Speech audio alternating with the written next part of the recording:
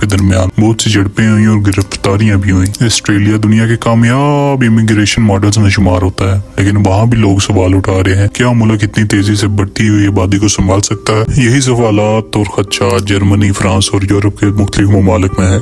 2015 के मुहाजिर बहरान के बाद जर्मनी, फ्रांस, नीदरलैंड, स्वीडन और दीगर यूरोपीय ममालिक में इमिग्रेशन पर शदीद सियासी बहस शुरू हुई है। अवामी खदशात यही है कि सकाफती तब्दीली, सिक्योरिटी रिस्क, समाजी निज़ाम, फलाही निज़ाम पर बोझ, इस अरसे में कई कौम परस्त जमातें मजबूत हुई हैं और इन प्रोटेस्ट की असल वजह भी यही है। अगर तमाम ममालिक का तजिया किया जाए तो चंद मुश्तरक अवामिल सामने आते हैं। नंबर 1, हाउसिंग बहरान। लोगों को लगता है कि आबादी तेजी से बढ़ रही है, जबकि घर और जगह दोनों कम पड़ जाएंगी। नंबर 2, नौकरियों का मुकाबला है। बाज़ अफराद समझते हैं कि इमिग्रेशन से मुलाजमतों पर दबाव पड़ जाता है। वहाँ के लोग जो वहाँ के रिहायशी हैं उन्हें कोई जॉब नहीं मिल रही, जबकि दूसरे ममालिक से आए हुए लोगों को जॉब्स ऑफर की जा रही हैं कम पैसों पर। लोगों का कहना है कि हमारे मुल्क के वसाइल पर सबसे पहला हक हमारा होना चाहिए, सबसे पहले नौकरियां हमें देनी चाहिए, हमारे नौजवानों को देनी चाहिए। हमारे नौजवान बेरोजगार बैठे हैं, जबकि बाहर से आए हुए लोग यहाँ नौकरियां करके पैसा कमा रहे हैं और हमारा हक खा रहे हैं। नंबर 3, गैर कानूनी इमिग्रेशन का मसला है। ये तकरीबन हर मुल्क में सबसे बड़ा सियासी मसला बन चुका है। नंबर 4, जुराम के वाक़यात। जब कोई संगीन जुर्म किसी तारके वतन से मंसूब हो जाता है तो इसका रद्द अमल पूरी कम्युनिटी को मुतासर कर सकता है और यही हालिया प्रोटेस्ट की सबसे बड़ी वजह है। 18 साल नौजवान हेनरी नोवक का कत्ल है।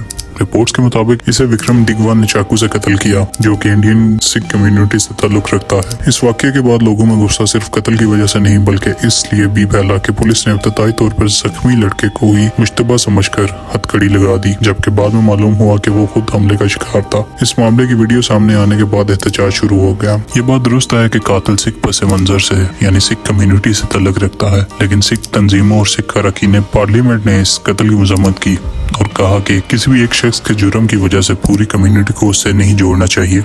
और इसी तरह सोशल मीडिया और सियासतदान बाज़ औक़ात मसले को मजीद जज्बाती बना देते हैं। आप बात करते हैं कि क्या भारतीय और पाकिस्तानी निशाना बन रहे हैं सिर्फ इस प्रोटेस्ट के, तो बराह रास्त अक्सर एहतजाज भारतीयों या पाकिस्तानियों के खिलाफ नहीं होते, मगर बरतानिया में जनूबी एशिया आबादी बड़ी है, लेकिन कनाडा में भारतीय कम्युनिटी बहुत ज्यादा है। ऑस्ट्रेलिया में भी जनूबी एशिया आबादी तेजी से बढ़ रही है, इसलिए बाज़ औक़ात इन कम्युनिटीज को भी नफरत अंगेज वाक़यात या इम्तियाजी रवैयों का सामना करना पड़ता है। पर इस मसले का हल ये नहीं है कि कानून को हाथ में लिया जाए और गैर कानूनी एहतजाज किए जाए और तोड़ फोड़ की जाए। तो रास्ता यही है कि अवाम अपने खदशात और मुतालबात को पुरअमन और कानूनी तरीके से मुतल्लिका हुकाम तक पहुँचाए। हुकूमत अवामी मसाइल को संजीदगी से सुने और तमाम फरीक मुकालमे और कानून की पासदारी के जरिए मसाइल का हल तलाश कर। एक मजबूत मुआशरा वही होता है जहाँ इख्तिलाफ राय को अमन, एहतराम और कानून के दायरे में रहकर जाहिर किया जाए।